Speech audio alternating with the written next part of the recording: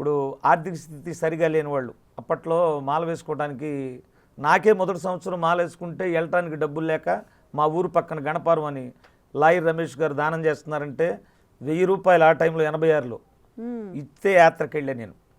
అట్లాంటి సందర్భం నుంచి చాలామంది స్వాములు వచ్చారు. ఇప్పుడు ఈ రోజునంటే నాతో పాటు ఒక 5-10 మంది తీసుకెళ్తున్నా. ఆ రోజు నేను వెళ్ళటానికి డబ్బులు ఉండే కాదు అప్పుడు మొదట్లో. అయితే ఆ స్థితిని కూడా ఒక భక్తుడి ఆవేదన స్వామిని చూడాలని ఉంది కానీ సహకరించట్లా, దాని గురించే రాశాడు. కార్తీకం రాగానే మనసు కలవరిస్తుంది, నీ మాల వేసుకొని దీక్ష చెయ్యమంటుంది. ఇంటిలోన శాంతి లేదు, చేతిలోన పైసా లేదు, అయినా గాని నిన్ను చూసే ఆశ నాకు తగ్గలేదు. శరణం శరణం అయ్యప్ప స్వామి, శరణం అయ్యప్ప, శరణం శరణం అయ్యప్ప మా స్వామి, శరణం అయ్యప్ప.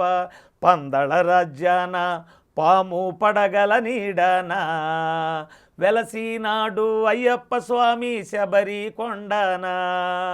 స్వామి చక్కన స్వామి పలుకు చక్కన, నిన్ను చూసిన జన్మ ధన్యం అయ్యేనా.